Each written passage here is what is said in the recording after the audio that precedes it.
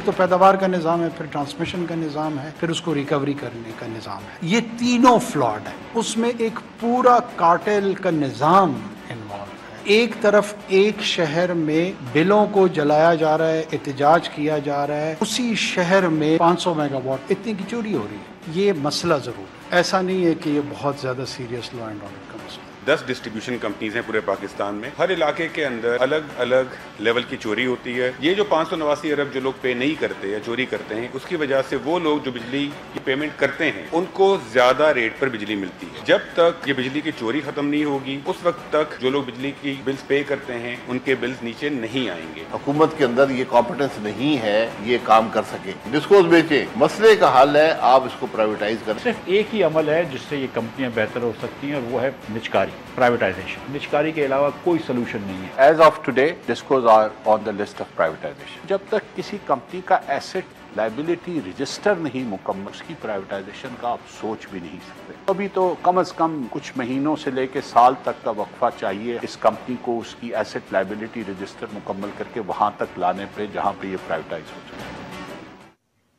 Welcome to news wise. میں ہوں عارفہ نور. آج پروگرام میں ناظرین ہم سب سے پہلے بات کریں گے اپنی معیشت کے حوالے سے، اور معیشت میں خاص طور پر جو پاور سیکٹر ہے. پاور سیکٹر کے حوالے سے بحث تو بہت عرصے سے جاری ہے.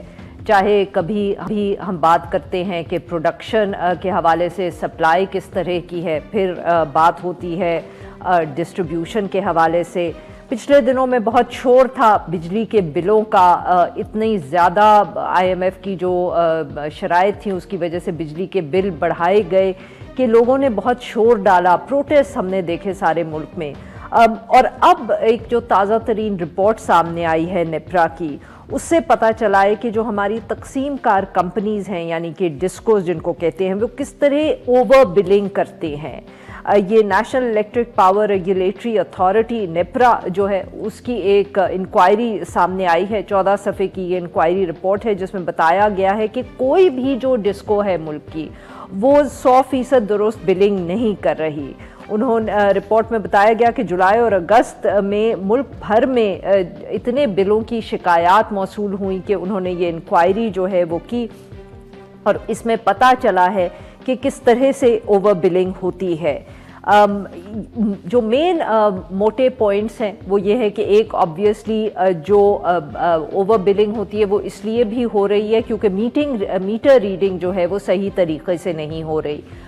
جتنے بلز ایگزامن کیے گئے ان میں دیکھا گیا کہ جو میٹر ریڈنگ کی تصویر لی ہے وہ مختلف ہے یا غیر واضح ہے، اور جو بل ان کو چارج کیا ہوا ہے وہ مختلف ہے. اسی طرح جو ایک اور بہت بڑا ایشو ہے وہ یہ ہے کہ 30 دنوں کی بلنگ ہونی چاہیے مگر اس سے زیادہ کی ہو جاتی ہے، اور اس کی وجہ سے بھی جو خاص طور پہ پروٹیکٹڈ صارفین ہیں جن کو بہت کم سبسڈائز بجلی ملتی ہے وہ بھی زیادہ چارج ہو جاتی ہے، کیونکہ وہ جو 30 دن کی لمٹ ہے اس کا بھی خیال نہیں رکھا جاتا. اور اس کی وجہ سے رپورٹ نے کہا کہ تقریباً 8 لاکھ سے بھی کے قریب ایسے صارفین ہیں جو اس پروٹیکٹڈ کیٹیگری سے نکل جاتے ہیں کیونکہ جو وقت ہے یہ 30 دنوں کا اس کو نہیں دیکھا جاتا. اس طرح یہ بھی کہا گیا کہ جو یہ ڈسکوز ہے انہوں نے 2 مہینے میں 4 لاکھ ایسے کنزیومرز تھے جن کو خراب میٹر کی ایکسکیوز پر بھی غلط بل بھیجے گئے. یہ جب سے ایشو سامنے آیا ہے آبویسلی بہت تنقید ہو رہی ہے ان ڈسکوز کی اور بحث بھی ہو رہی ہے. اس کے علاوہ آبویسلی جو ساری ایک ڈیبیٹ چل رہی تھی کہ ڈسکوز کو پرائیویٹائز کرنا ہی شاید واحد حل ہے، وہ بھی اب زیادہ بات ہوگی. اس کے ساتھ ساتھ ایکسپریس ٹریبیون میں بھی گزشتہ روز ایک اور بھی سٹوری آئی جس میں جو انرجی کے سیکرٹری ہیں راشد لنگڑیال صاحب، انہوں نے بھی کوئی اور مزید گفتگو اس طرح کی ہے which is equally troubling جو کنزیومرز ہیں بجلی کے. انہوں نے یہ کہا کہ اگر 900 بلین کی جو سبسڈیز ہے وہ حکومت دیتی ہے پاکستان کی، تو اس میں سے حکومت جو ہے وہ صرف 300 کے قریب اس کے پیسے دیتی ہے، باقی سب جو ہے وہ کنزیومرز سے ریکور ہوتے ہیں. اس سارے معاملے پہ گفتگو کرنے کے لیے آج ہمارے ساتھ موجود ہے ڈاکٹر مفتاح اسماعیل، سابق وفاقی وزیر خزانہ. ویلکم ٹو دی شو سر. جی مفتاح اسماعیل صاحب، سر رپورٹ آپ نے بھی دیکھی ہوگی. How surprising is it? ہم کیا مطلب کہ یہ کہیں کہ سر یہ بہت چونکا دینے والی بات ہے، یا اب تو عادت ہی ہو گئی ہے کہ کتنا ہمارا ٹیکسیشن یا بلنگ کا نظام اس ملک میں جو ہے وہ اتنا انفیئر ہے کہ جو خاموشی سے بل دے رہے ہیں یا ٹیکس دے رہے ہیں ان سے ایکسیسو ہی چارج ہوتا ہے، اور جو سبسڈیز دے رہے ہیں ان کو وہ سبسڈیز ملتی رہیں گی. ٹی وی پہ ہم آ کے بحث کرتے رہیں کہ ہمیں ریفارم کی ضرورت ہے، اکانومی کے حوالے سے انصاف کی ضرورت ہے، وہ صرف باتیں ہی ہیں. جی عارفہ، یہ سرپرائزنگ رپورٹ ہے. سچی بات ہے کہ یہ اچھی رپورٹ نہیں ہے کہیں سے بھی، اور یہ سرپرائزنگ رپورٹ ہے. اور خاص طور پہ میپکو کے اندر جو یہ دکھایا گیا ہے کہ 57 لاکھ میٹروں کو آپ نے 30 دن سے زیادہ کیا ہے، یا جولائی کے مہینے میں 22 لاکھ میٹرز کو اگست کے مہینے میں، تو یہ کافی سرپرائزنگ رپورٹ ہے. میں بلکہ یہاں تک استدعا کروں گا کہ ایک مرتبہ اس کو پھر سے اس کا جائزہ لے لینا چاہیے کہ یہ آیا نمبر درست ہیں کہ نہیں ہے، لیکن یہ سرپرائزنگ رپورٹ ہے. دیکھیں جو ناٹ ٹو جسٹیفائی دس، لیکن معاف کریے گا آپ کی بات یہاں کاٹ رہی ہوں کہ آپ یہ کہتے ہیں کہ اس کو دوبارہ جائزہ لینا چاہیے، تو سر یہ جائزہ کیا حکومت کو لینا پڑے گا یا نیپرا کو خود، مطلب کہ what is the contention here کہ نیپرا کے نمبرز نہیں صحیح اور حکومت کو دیکھنا چاہیے، یا آپ کے خیال میں نیپرا کو ہی دوبارہ اپنے نمبرز کو دیکھنا چاہیے؟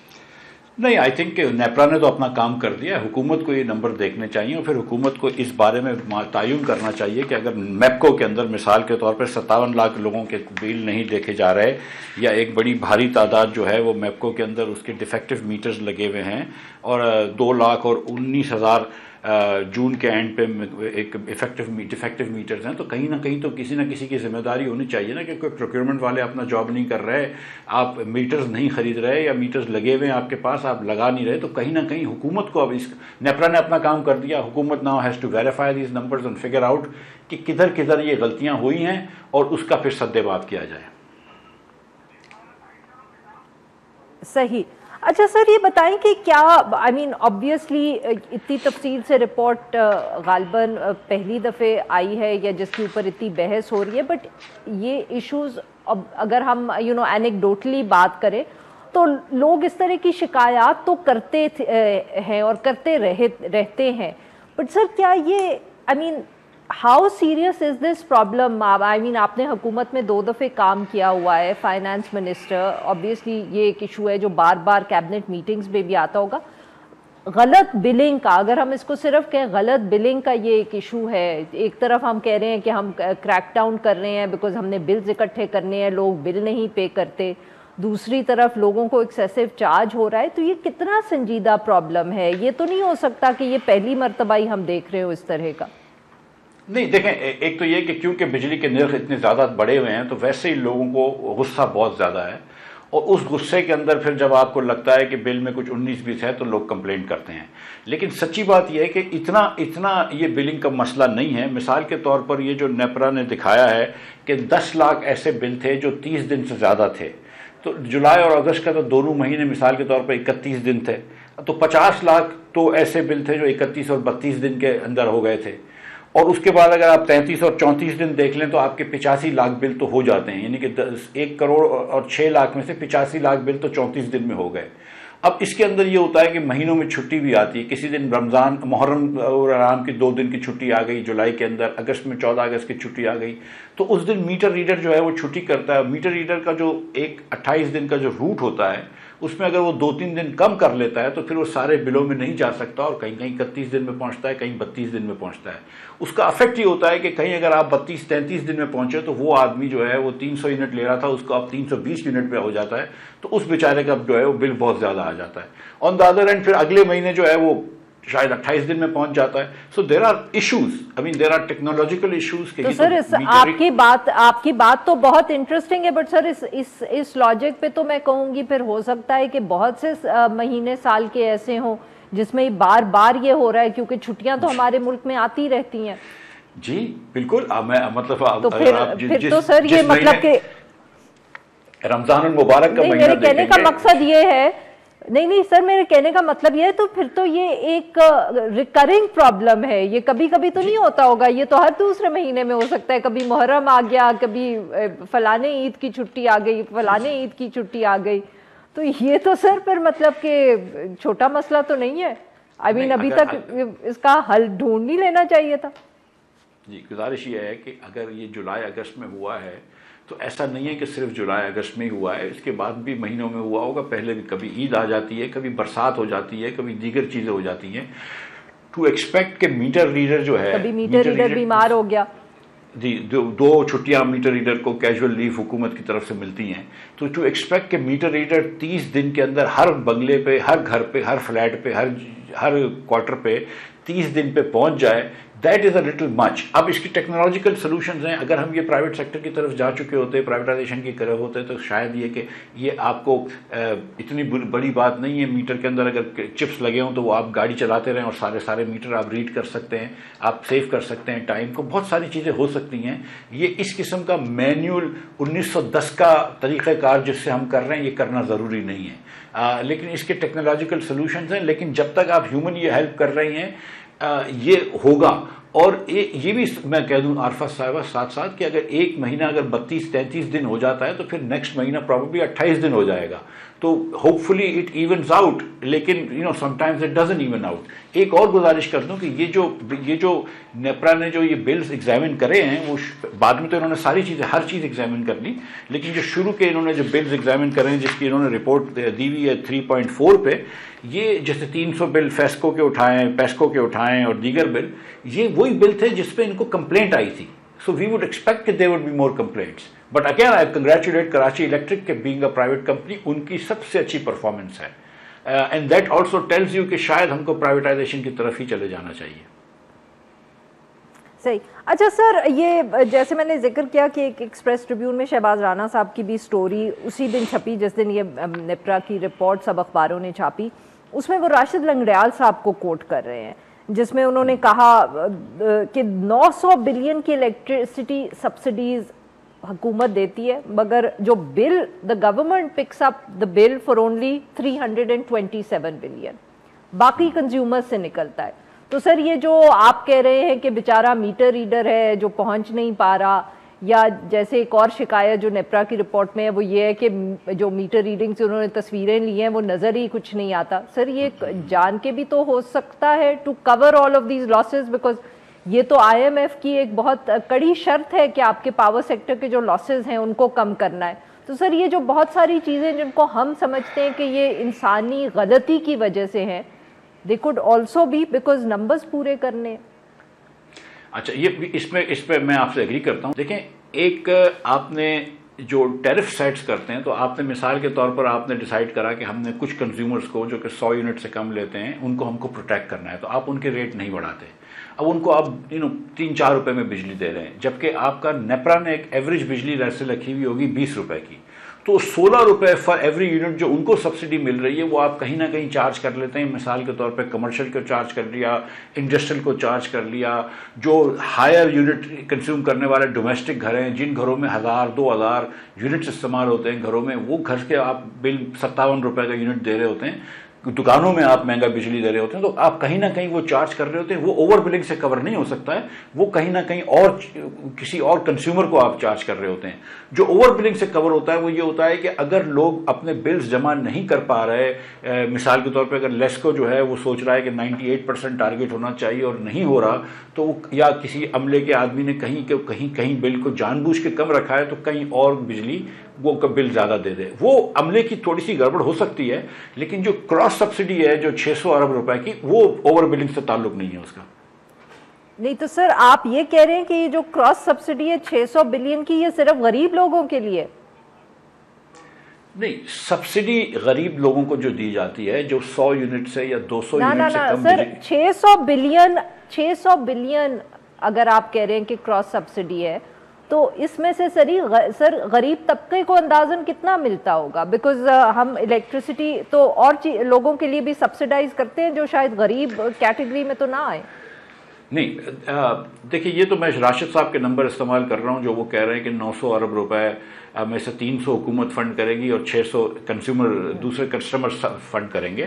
جب جس زمانے میں وزیر تھا اس سال جس میں آدھی حکومت خان صاحب کی تھی, ہم نے 1300 ارب روپے दिए थे बिजली के सेक्टर को, उसके बाद वाले साल में भी शायद 1000 अरब रुपए दिए गए हैं। लेकिन 300 अरब रुपए अगर हुकूमत दे रही है सब्सिडी के, तो बाकी 600 अरब रुपए आपके वो कस्टमर्स दे रहे हैं, डोमेस्टिक कस्टमर्स जिनकी ज़्यादा बिजली इस्तेमाल होती है, 700, 800, 900 यूनिट होते हैं, या इंडस्ट्रियल कंज्यूमर्स दे रहे हैं या कमर्शियल कंज्यूमर्स दे रहे हैं। मिसाल के तौर पर देखें, उस ज़माने में शायद 52% यूनिट्स ऐसे थे जो 200 यूनिट से कम इस्तेमाल करते थे। पाकिस्तान में बहुत कम लोग हैं जो ज़्यादा बिजली इस्तेमाल करते हैं। जो हमें इस्लामाबाद, कराची और लाहौर में नज़र आता है वो पूरे पाकिस्तान में ज़ाहिर नहीं है।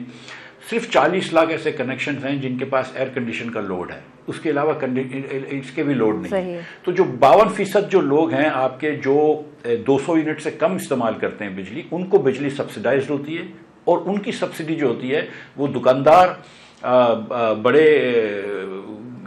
यूसेज वाले घर और सनत से आते हैं। ठीक। अच्छा सर, लंगड़ियाल साहब, ये भी कहा बकौल स्टोरी के कि पाकिस्तान के जो पावर प्लांट्स हैं क्योंकि वो लोकली फंडेड नहीं हैं, इसलिए भी बिजली की कीमतें ज़्यादा होती हैं। सर, ये ख़ास तौर पे जो PMLN की हुकूमत ने सेट अप किए थे उन प्लांट्स का जिक्र हो रहा है। अब ये तो लंगड़ियाल साहब से पूछना पड़ेगा कि वो कौन से प्लांट का जिक्र कर रहे हैं, लेकिन मैं लंगड़ियाल साहब से आपको मालूम होगा कि लोकली फंडेड कौन से हैं और लोकली जो नहीं लोकली फंडेड वो कौन से हैं। बहुत एहतराम के साथ मैं लंगड़ियाल साहब के साथ डिसएग्री करूंगा। आप किधर से फंड करेंगे? पाकिस्तान में तो प्लांट नहीं बना। अगर आप एक प्लांट चीन से खरीदते हैं या अमेरिका से खरीदते हैं या यूरोप से खरीदते हैं, तो आप कौन सी करेंसी में उसको पैसे देंगे? उनकी करेंसी में देंगे ना, डॉलर में देंगे या RMB में देंगे, तो आपको फॉरेन करेंसी तो खर्च करनी पड़ेगी। लंगड़ियाल साहब का मौक़िफ़ शायद ये है कि अगर हम सारा फॉरेन करेंसी का लोन नहीं लेते और किसी से लोकल करेंसी में लगवा लेते, कोई पाकिस्तानी इंडस्ट्रियलिस्ट लोकल करेंसी में लगा लेता और तो वो करेंसी का रिस्क ले लेता। लेकिन पाकिस्तानी इंडस्ट्रीज को इतना बड़ा करेंसी का रिस्क नहीं लेगा, वो फिर स्टेट बैंक से जाके हेज करेगा। तो आप कहीं से भी जाएं, इससे बचत नहीं है। अगर आप फॉरेन जो खरीदा हुआ प्लांट लेंगे और यहाँ पर रुपया डिवैल्यू होगा, तो उसका खमियाजा तो आपको भुगतना पड़ेगा। जो लंगड़ियाल साहब की जो दूसरी बात मेरे ख्याल से वो साथ करते हैं, उससे मैं इनसे बिल्कुल एग्री करता हूँ कि जहाँ जहाँ फ्यूल फॉरेन है, मिसाल के तौर पे हमने जो कोयले के प्लांट लगाए जिससे हमको कोयला इंपोर्ट करना पड़ रहा है, काश वो जो है लोकल कोयले पे चल रहा होता, क्योंकि लोकल कोयला भी हमारे पास है थर के अंदर, तो हमको ये सस्ता भी कोयला मिल जाता और हमारा फॉरेन एक्सचेंज भी बच जाता। ये बात दुरुस्त है, लेकिन कोई और तरीका। Very quickly sir, why wasn't this taken into account when these decisions were being made, if I may ask? अब मैडम जिम साहब, जब अपने पैसे नहीं लगे होते ना, तो आप बहुत सारे ऐसे रैश फैसले कर लेते हैं और उस वक्त आपको ये नहीं पता होता कि क्या हो जाएगा। बिजली अगर आपको चाहिए, मिसाल के तौर पर बिजली लगाना तो बहुत ज़रूरी थी मुल्क के लिए, लेकिन उस वक्त हमने कुछ ऐसी गलतियां करी जिसके तहत हमारा एक्सपोर्ट कम हो गया। हम 13.5% एक्सपोर्ट करते थे अपना GDP का, हम 9% पे ले आए। अगर हमारा एक्सपोर्ट चल रहा होता तो हमारे पास डॉलर वाफर होते तो हम उसको सर्विस कर सकते। तो जब आप बिजली डबल करेंगे, जब बिजली डबल करेंगे तो आपको इंडस्ट्रियल प्रोडक्शन और एक्सपोर्ट्स डबल करनी थी। हमारा फेलियर यहाँ पे हो गया हमारी इकोनॉमिक पॉलिसी का कि जैसे हमने बिजली डबल करी, हमने प्रोडक्शन और एक्सपोर्ट्स डबल नहीं करी। हमने यहाँ पे शादी घर को चरागां कर लिया। साथ ही साथ हमने ये नहीं देखा कि कभी कभी बहुत ज़्यादा प्राइस बढ़ जाएगी इंपोर्टेड कोयले की, तो हम क्या करेंगे? अगर थोड़ा सा हम इंतज़ार कर लेते शायद, तो एक आध साल तो हम लोकल कोयले पर लगा सकते थे। बहुत बहुत शुक्रिया डॉक्टर साहब, आपने हमारे लिए। नाज़रीन, यहाँ पे देंगे एक छोटा सा ब्रेक। जो हम ब्रेक से वापस आएंगे तो हम बात करेंगे फ़लस्तीन की। Stay with us.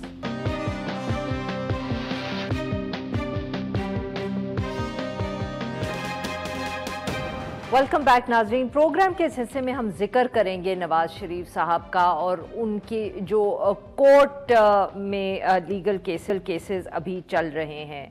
आज ही इस हवाले से एक हेयरिंग हुई अल अज़ीज़िया स्टील मिल्स रेफरेंस की। याद दहानी के लिए कि जब नवाज शरीफ साहब को पनामा केस में डिस्क्वालीफाई किया गया था तो उनके खिलाफ 3 रेफरेंसेस भी भेजे गए थे नैब कोर्ट्स में। उनमें से एवन फील्ड में उनको और उनकी साहबजादी मरियम नवाज साहिबा को सज़ा दी गई थी। फ्लैगशिप रेफरेंस में उनको बाइज़्ज़त बरी कर दिया गया था। ताहम जो ये अल अज़ीज़िया रेफरेंस है, स्टील मिल्स रेफरेंस है, इसमें भी उनको सज़ा हुई थी और फिर उसके बाद अदालत ने उनको मशरूत तौर पर ज़मानत पर रहा करने का भी हुक्म दे दिया था। कुछ दिन पहले जब नवाज शरीफ साहब मुल्क में वापस आए हैं तो उसके बाद एवन फील्ड रेफरेंस में उनकी जो थी वो एक्विटल हो गई, क्योंकि उससे पहले मरियम नवाज साहिबा और कैप्टन सफ्तर भी اس کیس میں اکوٹ ہو چکے تھے، بٹ العزیزیہ ریفرنس میں ان کی سزا ابھی باقی تھی، اور آج اس حوالے سے ہیئرنگ تھی اسلام آباد ہائی کورٹ میں نواز شریف صاحب کی سزا کے خلاف جو اپیل تھی۔ اسلام آباد ہائی کورٹ کے چیف جسٹس عامر فاروق صاحب اور جسٹس میاں گل حسن صاحب نے سماعت کی۔ نواز شریف صاحب بھی وہاں موجود تھے، پارٹی کے اور لوگ بھی ان کے ساتھ تھے۔ ان کے وکیل امجد پرویز صاحب نے وہاں دلائل دیے۔ ان کا کہنا یہ تھا کہ اس کو دوبارہ آپ نیب کورٹ میں بھیج دیں، مگر عدالت نے فیصلہ کیا کہ وہ اس کیس کی جو سماعت ہے اب ہائی کورٹ میں ہی ہوگی۔ اس سارے معاملے پہ گفتگو کرنے کے لیے آج ساتھ موجود ہے ملک اسد، نمائندہ ہیں ڈان اخبار اسلام آباد۔ ویلکم ٹو دی شو سر۔ جی اسد صاحب بتائیے گا کیا ہوا آج کورٹ میں؟ جی آج العزیزیہ کیس کی جو ہے وہ اپیل کی پہلی ہیئرنگ تھی، اور آج جو ہے ایک تو یہ ہوا کہ جو کافی لمبی ہیئرنگ چلی، کوئی 2:30 بجے شروع ہوئی اور 5 بجے جو ہے وہ ختم ہوئی، اور جو وکیل صفائی تھے امجد پرویز، نواز شریف کے جو وکیل تھے، انہوں نے اپنے جو دلائل تھے وہ تقریباً مکمل کر لیے ہیں، اور اب 12 تاریخ کے لیے اس کی ہیئرنگ ہوگی، اور 12 تاریخ کو انہوں نے صرف جو ہے وہ جو عدالتی فیصلہ ہے اس میں کوئی وہ بتائیں گے کہ اس میں کیا لوپ ہولز ہیں۔ اور لیکن جو آج جو مین جو کچھ جو چیزیں تھی وہ ایک یہ تھا کہ ایک جو ارشد ملک صاحب تھے جو جج تھے احتساب عدالت کے، جنہوں نے نواز شریف کو سزا سنائی تھی، ان کی کوئی ویڈیوز بھی آئی تھیں، اور جس میں انہوں نے وہ کہہ رہے تھے کہ جی انہوں نے جو ہے یہ ایک پریشر میں تھے، اور ان کی انہوں نے بتایا یہ جو اسد صاحب معاف کریے گا آپ کی بات کاٹ رہی ہوں، یہ وہ ویڈیوز ہیں جو پی ایم ایل این نے خود غالباً دکھائی تھیں؟ جی پی ایم ایل این نے جو دکھائی تھی وہ تو جج کی ریکارڈڈ ویڈیوز تھیں، لیکن اس کے علاوہ ان کی کچھ اور بھی ویڈیوز تھیں جو کہ جب وہ کوئی تقریباً 15-20 سال پرانی کوئی ویڈیوز تھیں، جس کی وجہ سے وہ بلیک میل ہوتے رہے۔ ہاں جی، تو یہ والا جو معاملہ آیا تو اس میں یہ تقریباً گول کر دیا گیا اس میں، کیونکہ ججز جو تھے جو نہیں گول کس نے کیا اس کو؟ who brought up the matter؟ وکیل صفائی نے، ڈیفینس کے لائر نے اس کو ہائی لائٹ کیا؟ نہیں، یہ جب اس میں ہوا کہ آج جب اپیل پر بحث ہو رہی تھی تو اس وقت نیب کے جو پراسیکیوٹر ہیں اظہر مقبول شاہ، ڈپٹی پراسیکیوٹر جنرل، انہوں نے عدالت میں کہا جی کہ انہوں نے کوئی اس میں متفرق درخواستیں جو ہیں وہ بھی دائر کی ہیں، تو جب متفرق درخواست اگر پینڈنگ پڑی ہو تو اس وقت تک مین اپیل پر بحث نہیں ہو سکتی، ایک قانون کی ایک ریکوائرمنٹ تھی۔ تو اس میں جب کچھ متفرق درخواستیں تو اس میں ایک یہ بھی تھی جس میں جج کا یہ درخواست ہے، یہ انہوں نے نواز شریف صاحب نے خود فائل کی تھی کہ جی میرے خلاف جو جج ہیں ان کا یہ کنڈکٹ ہے۔ تو جب یہ والا معاملہ آیا تو اس وقت جو ججز تھے وہ بھی اس کے اوپر زیادہ انہوں نے اس کو انکریج نہیں کیا، انہوں نے کوئی ڈسکریج کیا، انہوں نے کہا جی کہ یہ معاملہ جو ہے اس کے پھر بڑے سیریس ریپرکشنز ہوں گے، اس کے سنگین نتائج ہوں گے، اور آپ اس کو اگر آپ پریس کریں گے، آپ بتائیں تو وہ یعنی کہ جو دونوں ججز تھے وہ نہیں چاہتے تھے کہ اس ایشو کو ہائی لائٹ کیا جائے، اور جو نیب کے وکلا تھے اور جو نواز شریف صاحب کے وکیل تھے ان کا کیا موقف تھا اس پر؟ نیب کے جو وکیل جو تھے اور انہوں نے تو یہ ہائی لائٹ یہ پوائنٹ آؤٹ کیا تھا کہ یہ ایک اپلیکیشن ہے، اس کو دیکھیں۔ تو نواز شریف کے جو وکیل ہیں انہوں نے کہا جی کہ وہ چونکہ اب فوت ہو چکے ہیں تو وہ ان کو کراس ایگزامن بھی نہیں، ان پہ جرح بھی نہیں کی جا سکتی، تو اس لیے اس کو پھر ہم چھوڑ ہی دیتے ہیں۔ پھر انہوں نے اس پہ سپریم کورٹ کا ایک آرڈر پڑھا جس میں اور سپریم کورٹ نے کہا تھا کہ جی اس کی 2 صورتیں اب ہو سکتی ہیں، یا تو ہائی کورٹ یہ شواہد کے اوپر فیصلہ کر دے یا پھر یہ معاملہ بھجوا دے احتساب عدالت کو دوبارہ ریمانڈ کر کے۔ وہ اگر دوبارہ بھجواتے تو پھر ان کی کنوکشن جو ہے وہ ختم کر کے، ان کی سزا ختم کر کے وہ دوبارہ سے اس کو بھجوانا تھا نئے دوبارہ سے اثر نو ٹرائل کے لیے، اور اس پہ جو ہے وہ نیب والوں نے کہا جی کہ آپ بھجوا دیں ان کو، وہاں پہ دوبارہ ٹرائل ہو جائے گا، پھر ٹرائل ہوگا۔ تو اس کی جو ہے تائید کی نواز شریف کے وکیل امجد پرویز نے، انہوں نے کہا کہ ہاں جی آپ اس کو دوبارہ بھجوا دیں، اور ساتھ میں انہوں نے یہ بھی کہا کہ یہ ڈائریکشن دے دیں کہ یہ 2 ہفتوں میں اس کو وہ ٹرائل جو ہے اس کو مکمل کر دیا جائے۔ اچھا، کیونکہ ان کا یہ کہنا تھا کہ اس میں ٹوٹل 22 گواہان تھے، جن میں سے 13 جو تھے وہ تو تھے ریکارڈ۔ تو اسد صاحب یہ بتائیے گا کہ عدالت نے تو مختلف فیصلہ کیا، انہوں نے کہا کہ ہم خود میرٹ پر سنیں گے، اس کا کیا what is the significance of this? نہیں اب دیکھیے اگر وہ دوبارہ اگر وہ بھجوا دیتے آج ٹرائل کورٹ میں تو آج یہ معاملہ ہائی کورٹ سے تو ختم ہو جانا تھا اور وہ ٹرائل دوبارہ سے سٹارٹ ہو جانا تھا. اچھا. تو اس پہ ججز نے جب یہ والی بات آئی تو ججز نے آپس میں مشورہ کیا تو انہوں نے کہا نہیں ہم اس کو میرٹ پر ہی سنیں گے, ہم خود سنیں گے. تو اس میں اب جو کیونکہ یہ کیس جو ہے اس میں شاید اتنا وقت نہ لگے کہ انہوں نے جو آج دلائل دی ہے اس میں انہوں نے ٹوٹل بتایا کہ 22 وٹنسز گواہان جو تھے وہ اس کیس میں آئے تھے, جن میں سے 13 گواہان جو تھے وہ ریکارڈ کے کسٹوڈین تھے, یعنی کہ جو ایف بی آر کے کوئی اہلکار تھے, کوئی دوسرے ادارے کے کوئی اہلکار تھے, اور باقی 5 جو وہ تھے کہ جن کے سامنے جب وہ ریکارڈ کو نیب تحویل میں لے رہا تھا. اسد صاحب تو آپ کیا یہ کہیں گے کہ ہو سکتا ہے کہ اگلی جو بھی ہیئرنگ ہو اس پہ اس کیس کا فیصلہ دے دیں ہائی کورٹ کے ججز؟ جی میرے خیال میں کہ شاید شارٹ آرڈر جو ہے وہ آئندہ 12 تاریخ کو جو ہیئرنگ ہوگی تو اس پہ جو کوئی مختصر فیصلہ جو ہے وہ آ جائے گا, یا پھر جو ہے میرا خیال ہے کہ یا ججمنٹ جو ہے وہ ریزرو کر لیں گے. لیکن جو ایون فیلڈ میں اسی وقت انہوں نے سنا دیا تھا مختصر فیصلہ, تو خیال ہے کہ شاید اگلی ہیئرنگ میں اتنا نہیں رہ گیا کام, تھوڑا سا کام ہے. کوئی میرے خیال میں ہیئرنگ بھی اتنی لمبی نہیں ہونے لگی, تو گھنٹے ڈیڑھ کی ہیئرنگ. صحیح سر, بہت بہت شکریہ آپ نے ہمارے لیے وقت نکالا. نہ پہ لیں گے ہم ایک چھوٹا سا بریک, اور جب ہم بریک سے واپس آئیں گے تو ہم بات کریں گے فلسطین کے حوالے سے. اسٹے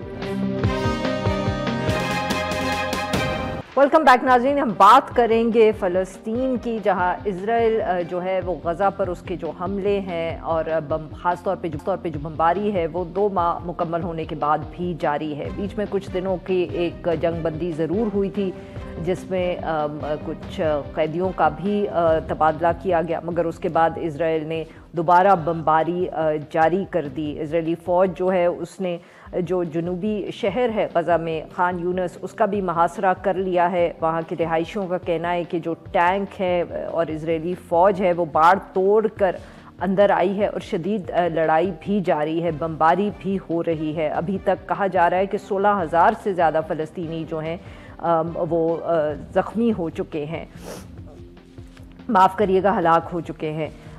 یہ جو سارا معاملہ ہے وہ جاری ہے. اس کے ساتھ ساتھ جو اسرائیلی پرائم منسٹر ہے وہ یہ بھی کہتے ہیں کہ اسرائیلی فوج جو ہے وہ اب غزہ کی کنٹرول اور سیکیورٹی خود سنبھالے گی, اور کوئی یہاں کسی انٹرنیشنل یا غیر ملکی فورس کو یہ کنٹرول دینے کے حق میں وہ نہیں ہے. قطر کے امیر کی طرف سے جنگ بندی کا یا سیز فائر کا ایک دفعہ پھر انہوں نے پش کیا ہے, مگر اس کے علاوہ تو شاید دنیا میں کم ہی ممالک ہیں جو اس قسم کی گفتگو کر رہے ہیں. اس سارے معاملے پہ گفتگو کرنے کے لیے آج ہمارے ساتھ موجود ہیں جلال الف صاحب, سینئر فلسطینی صحافی, ہی از بیسڈ ان اسلام آباد. Welcome to the show sir.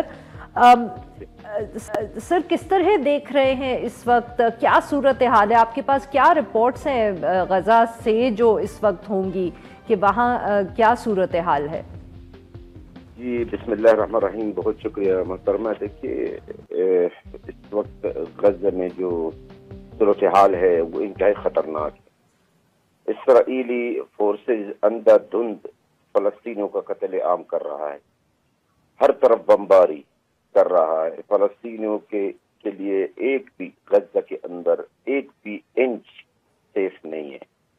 Israeli forces بنا گاہوں کو اسکولوں جو بنا گاہ بنے ہوئے, اسکول تو تعلیم تو ہے نہیں ویسے, ابھی تو بنا گاہ بنے, اسکولوں, ہسپتالوں, ایمبولینسز, اور حتیٰ کہ وہاں پر بھی بمباری کر رہے ہیں جہاں فلسطینیوں کو جانے کا حکم دیا گیا تھا. یعنی اسرائیلیوں نے فلسطینیوں کو کچھ علاقوں میں جانے کا حکم دیا تھا, اس کے باوجود بھی وہ وہاں پر جا کر بھی بمباری کر رہے ہیں.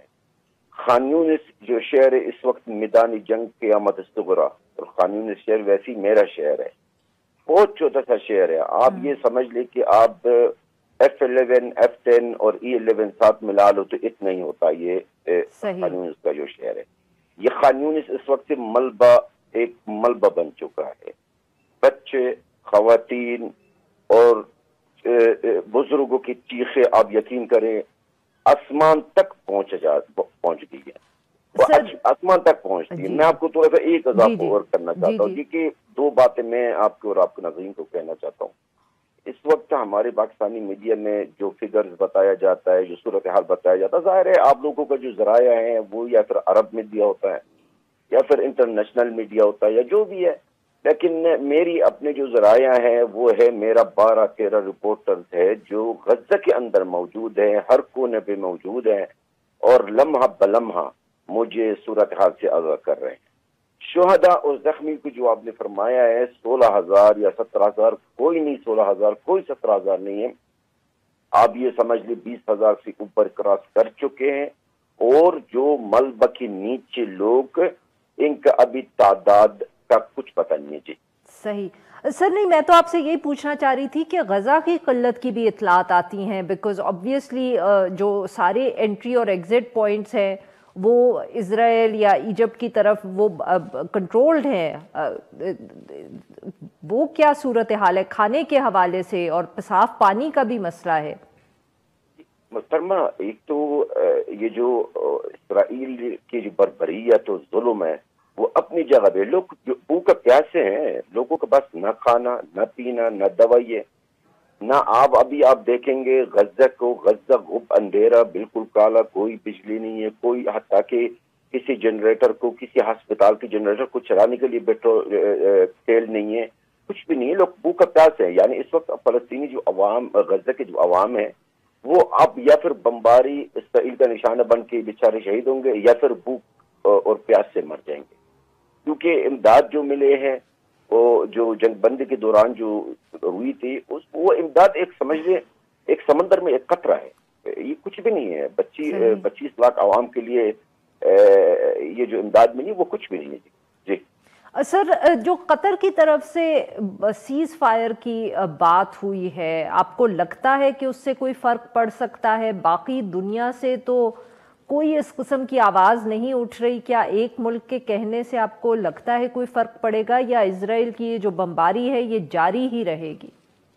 دیکھیے محترمہ، میں ایک آزاد صحافی ہوں، مجھے صحافت میں 20 سال کی قریب ہوا، میں نہ ہوں نہ میں کوئی سفیر ہوں نہ میں کوئی ڈپلومیٹ ہوں جو میں اپنے بیان یا اپنی بات سجا کے پیش کروں۔ بالکل حق اور سچ بات یہ ہے، دیکھیے قطر اپنی جگہ سے کوشش کر رہا ہے جنگ بندی کے لیے، لیکن میری نظر میں، اور یعنی آپ خود دیکھیں میری دوسری پاکستان کے معزز چینلوں میں میرے جو پروگرام میں شریک ہوا ہوں، جو میری پیشگوئی ہوئی ہے آج سے 2 سال پہلے، آج سے 2 مہینے پہلے، سب وہی ثابت ہوئی ہے۔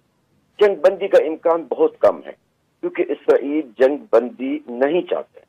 باقی قطر کی بات آپ جو فرما رہی ہیں، قطر پوری کوشش کر رہا ہے کہ جنگ بندی ہو جائے، لیکن مشکل ہے۔ اسرائیل بار بار اسرائیل کی طرف سے یہ بیانات میں کہا جا رہا ہے کہ جنگ بندی ہم نہیں کریں گے جب تک ہم 2 کام اپنا نہیں کریں گے، ایک تو حماس کا خاتمہ، اور یہ جو ہماری قیدی ہے یعنی اسرائیل کی قیدی ہے حماس کی قبضے میں، جب تک ان کو ہم بازیاب یا رہائی نہیں کرائیں گے ہم جنگ بندی نہیں کریں گے، ہمارے فوجی آپریشن جاری رہے گی جی۔ سر، بٹ ساتھ میں جو اسرائیلی پرائم منسٹر ہے انہوں نے یہ بھی کہا ہے کہ غزہ کی وہ سیکیورٹی کا کنٹرول سنبھالنا چاہتے ہیں۔ سر، اب یہ ذرا پاکستانی ویورز کو سمجھائیں کہ کنسیڈرنگ کہ ویسے ہی آپ لوگ جو غزہ ہے اس کی ساری انٹری ایگزٹ پوائنٹس پر اسرائیل کی مرضی کے بغیر کچھ نہیں ہوتا، تو یہ کہنا کہ اب وہ سیکیورٹی بھی سنبھالیں گے، کیا معنی رکھتا ہے یہ؟ دیکھیے آپ بجا فرما رہے ہیں، دیکھیے اس وقت امریکہ اور اسرائیل کے بیچ میں یہی بات چل رہی ہے کہ غزہ کا کیا سچویشن ہوگا، غزہ کا کیا مستقبل ہوگا حماس کے بعد۔ یعنی ان کا کہنا یہ ہے جب ہم حماس کی خاتمہ کریں گے تو ہم غزہ کے جو سچویشن ہے وہ ہم کس طرح مینیج کریں گے۔ تو اسرائیل کی طرف سے یہ بیانات آ رہا ہے کہ ہم وہاں بھی ایک سول ایڈمنسٹریشن قائم کریں گے۔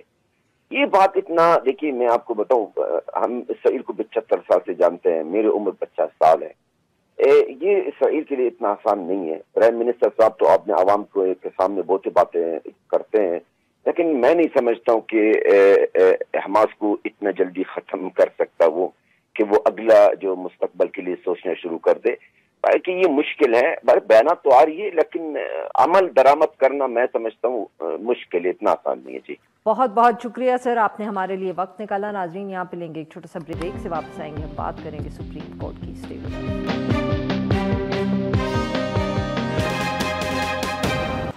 ویلکم بیک ناظرین، پروگرام کے اس حصے میں ہم ذکر کریں گے سپریم کورٹ کا۔ آبویسلی سپریم کورٹ میں اس وقت بہت سے اہم ایشوز جو ہیں وہ زیر سماعت ہے، بٹ ان میں سے ایک جو بہت اہم ایشو ہے وہ آبویسلی جو جسٹس مظاہر نقوی کے خلاف سپریم جوڈیشل کاؤنسل میں شکایت کا معاملہ ہے. ایک طرف تو پٹیشن آ گئی ہے میاں داؤد ایڈوکیٹ صاحب کی طرف سے جو کہہ رہے ہیں کہ جو سپریم جوڈیشل کاؤنسل ہے اس میں جسٹس اعجاز الاحسن صاحب کو اس سے الگ کیا جائے. یہ درخواست ان کی طرف سے آئی ہوئی ہے. دوسری طرف جسٹس مظاہر جو ہے جن کے خلاف شکایات ہیں اور پروسیڈنگز چل رہی ہیں انہوں نے سپریم کورٹ میں اس سارے معاملے کے خلاف بھی پٹیشنز دی ہوئی ہیں اور اب انہوں نے خط لکھ دیا ہے جس میں انہوں نے جسٹس قاضی فائز عیسیٰ صاحب چیف جسٹس صاحب جو ہیں جسٹس سردار طارق اور اعجاز الاحسن صاحب کو خط میں یہ مطالبہ کیا ہے کہ بغیر کسی جو تاخیر ہے تو ان کی جو آئینی پٹیشنز ہیں ان کی سماعت کی جائے. یہ جو خط ہے اس سے وہ پہلے بھی اس کا وہ ذکر کر چکے ہیں اور یہ مطالبہ کر چکے ہیں. obviously اب یہاں بہت ذکر ہوگا یا موازنہ بھی ہوگا. قاضی فائز عیسیٰ صاحب کے ساتھ بھی اس طرح کی مختلف شکایت تھی بٹ وہ جب سپریم جوڈیشل کاؤنسل میں گئی تھی تو تب انہوں نے بھی اس کو سپریم کورٹ میں ہی چیلنج کیا تھا. اور اس کے ساتھ ساتھ ذرائع یہ بھی بتاتے ہیں کہ ذوالفقار علی بھٹو صاحب کی جو پھانسی کا معاملہ ہے اس کے حوالے سے بھی سماعت اگلے ہفتے ہو سکتا ہے سپریم کورٹ میں ہو. اس سارے معاملات پہ گفتگو کرنے کے لیے آج ہمارے ساتھ موجود ہیں ناصر صاحب، صحافی ہیں، ڈان اخبار اسلام آباد. ویلکم ٹو دی شو سر. جی ناصر صاحب بتائیں یہ مظاہر علی نقوی صاحب کا کیس آپ کو کتنا جلدی چلتا ہوا نظر آ رہا ہے؟ کیونکہ بہت سے لوگ موازنہ کر رہے ہیں اس کا کہ قاضی فائز عیسیٰ صاحب کے خلاف جب شکایت آئی تھی تو وہ بھی اس طرح سپریم جوڈیشل کاؤنسل کی بجائے the issue was Supreme Court became the theater if one could say it. Actually اس میں تھوڑا سا فرق ہے کہ جو قاضی فائز عیسیٰ صاحب یا افتخار چوہدری صاحب کے خلاف جو ریفرنس فائل ہوا تھا وہ پریزیڈنشیل ریفرنسز تھے صحیح، لیکن یہ پرائیویٹ کمپلینٹس ہیں. اچھا تو اس میں فرق کیا ہوتا ہے؟ اس میں بیسیکلی تو وہ اس میں میلیفیڈی آپ ایٹریبیوٹ کر سکتے ہیں کہ گورنمنٹ کی طرف سے یہ ایک میلیفیڈی ایکٹ ہے. لیکن جب یہ کمپلینٹس ہیں اور اس میں پراپرٹیز کے ایشوز ہیں، اس میں آڈیو لیکس کے ایشوز ہیں، تو اب وہ ہے وہ انہوں نے فیس کر رہے ہیں. اچھا اب پرابلم اس میں یہ ہے کہ اگر یہ پٹیشنز نہیں لگتی اور سپریم جوڈیشل کاؤنسل کی پروسیڈنگز چلتی رہتی ہیں، جو مظاہر صاحب کی پٹیشنز ہیں جو انہوں نے سپریم کورٹ میں آبجیکٹ کیا ہوا ہے اس پہ، انہوں نے ایکچولی 2 پٹیشنز فائل کی ہوئی نا، ایک اکتوبر 27 اور ایک نومبر 22 کو جو ریوائزڈ شو کاز نوٹس ان کے خلاف ایشو ہوا ہے تو وہ اس کو آبجیکٹ کر رہے ہیں. وہ کہہ رہے ہیں کہ جو ہے یہ طریقہ غلط ہے اور میں نے پٹیشن فائل کی پہلے وہ سنیں. ان کو ڈر یہ ہے اور جو کہ جائز بات بھی ہے کہ اگر ان کی پٹیشن نہ سنی جائے اور شو کاز یا سپریم جوڈیشل کاؤنسل پروسیڈ کرتی ہے تو پھر ان کے پاس کوئی جواز نہیں رہے گا، کوئی راستہ نہیں رہے گا، کیونکہ جو آرٹیکل 211 کا بار ہے وہ اپلائی ہو جاتا ہے کیونکہ سپریم جوڈیشل کاؤنسل کو آپ کوشچن نہیں کر سکتے کسی بھی جگہ، کسی کورٹ آف لا میں آپ اس کو چیلنج نہیں کر سکتے. تو وہ یہ چاہتے ہیں کہ شو کاز نوٹس سے پہلے کی پروسیڈنگز کو کسی بھی طریقے سے پروسیڈنگز شروع ہو جائیں سپریم. اب جو supreme court practice and procedure کا جو لا پاس ہوا تھا جو گورنمنٹ نے کیا تھا اس کے تحت 14 دن کے اندر 184(3) کی جتنی بھی پٹیشن آتی ہے وہ ایک سینئر ایک کمیٹی ہے جس میں 3 سینئر ججز ہیں، وہ ڈٹرمن کرتے ہیں کہ اس کو کس بینچ کے سامنے لگایا جائے جو کہ 5 ممبر بینچ سے کم نہیں ہو سکتی. تو ابھی تک وہ اس کے بارے میں کوئی ڈٹرمن نہیں ہوا، کوئی مظاہر علی نقوی صاحب کی جو خطوط ہیں وہ اس 3 ممبر کمیٹی کے پاس جائیں گے. جی انہوں نے جو آج لیٹر لکھا ہے نا وہ ان 3 ججز کو لکھا ہے کہ آپ پلیز سپریم جو پریکٹس اینڈ پروسیجر کے تحت جو 14 دن کا پیریڈ ہے وہ گزر چکا ہے لیکن میری کوئی سنوائی نہیں ہو رہی، نہ کوئی کیس فکس ہو رہا ہے نہ کوئی پروسیس ہو رہا ہے. مطلب آفس میں وہ سمپل فائلنگ ہے. ڈیٹ جب پٹیشن فائل ہوتی ہے نا تو اس کا ایک نمبر مل جاتا ہے ایک پٹیشنر کو، اس کو یہ پتہ لگ جاتا ہے کہ جب بھی کاز لسٹ میں یہ نمبر آئے گا تو میری پٹیشن کی ڈیٹ فکس ہو. وہ نمبر تک نہیں لگا ہوا. نہیں تو وہ کیا ریجیکٹ بھی کر سکتی ہے یہ کمیٹی ان کے خطوط؟ یہ کمیٹی جو ہے وہ صرف بیسیکلی اس کا کام ڈٹرمن کرنا ہے کیسز کی. وہ لیٹر کو ہو سکتا ہے اگنور بھی کر دے. ہاں دیٹس واٹ آئی مین کہ ان کے پاس یہ بھی حق ہے، ضروری تو نہیں ہے، ضروری نہیں ہے بالکل. تو اب یہ وہ ڈیول اینڈ ڈیپ سی والی کہانی ہے. کس کے لیے؟ سپریم کورٹ کے لیے یا مظاہر علی نقوی صاحب کے لیے؟ اصل میں بیسیکلی سپریم کورٹ کی تو عزت کا ایشو ہے کیونکہ ایک جج ہے صحیح. لیکن جسٹس نقوی صاحب کے خلاف بھی اگر پروسیڈنگ شروع ہوگی سپریم جوڈیشل کونسل وہ پروسیڈ کرنا شروع ہوتی ہے تو ان کے لیے بہت مشکل ہو جائے گی. اچھا سر یہ بتائیے کہ یہ بھی اطلاع آ رہی ہے کہ ذوالفقار علی بھٹو صاحب کا وہ جو ریفرنس تھا جو اس کے اوپر بھی کوئی موومنٹ ہو رہی ہے, کیا اطلاعات ہیں اس حوالے سے؟ یہ دیکھیں کنفرم ابھی تک نہیں ہوگی کیونکہ اس کی کل میٹنگ اسی کمیٹی کے سامنے میٹنگ ہونی ہے, وہی یہ کمیٹی ڈٹرمن کرتے ہیں کہ نیکسٹ ویک میں کیا کیس لگنا ہے. لیکن یہ کہ ذرائع بتا رہے ہیں کہ ایسا ہو شاید نیکسٹ ویک یا شاید اس سے اگلے ہفتے کیس لگ جائے. تقریباً اگر یہ لگا تو 12 سال بعد. سر یہ آخری دفعہ افتخار چودھری صاحب کے زمانے میں سنا گیا تھا, کے زمانے میں سنا گیا تھا اور 2012 کا پیریڈ تھا, یہ اس وقت سنا گیا تھا جنوری 2012. صحیح. تو اب یہ تقریباً اگلے سال 12 سال ہو جائیں گے جنوری میں, تو اس کے بعد یہ لگ رہا ہے. تو اب یہ دیکھیں اس میں بیسیکلی زرداری صاحب نے پٹیشن ریفرنس فائل کیا تھا 186 ایڈوائزری جوریسڈکشن, اور انہوں نے یہ اوپینین سی کی تھی کہ جو انہوں نے اس کو جوڈیشل قتل کہا تھا کہ کیا یہ غلط تھا, یہ ایک سٹگما ہے, اس کو دور کیا جائے. اب یہ بھی وہی والی بات ہے کہ اگر یہ دور کرتے ہیں تو سپریم کورٹ دونوں صورتوں میں supreme court he. But supreme court آج کل لگ رہا ہے کہ جیسے ماضی کے کیسز میں بہت دلچسپی لے رہی ہے, فیض آباد کا بھی اٹھا لیا, یہ بھی اٹھا لیا. It seems to be coincident. نہیں یہ میرا خیال ہے کوئنسیڈنس بھی ہو سکتا ہے, لیکن میرا خیال ہے کہ وہ آپ کو پتا ہوگا کہ اوور آل جوڈیشری کا پاکستان کے لوگوں میں کوئی اچھا امیج نہیں ہے. میرا خیال ہے یہ ایک اٹیمپٹ ہے کہ ایک امیج کو بحال کیا جائے کہ ہم کنٹروورشل اور سینسیٹیو کیسز بھی اٹھانے کی طاقت رکھتے ہیں ماضی کے کیسز کے ساتھ. چلیں ٹھیک ہے, بہت بہت شکریہ ناصر صاحب, وقت نکالا. ناظرین آج کے لیے بس اتنا ہی. We'll be back tomorrow at the same time.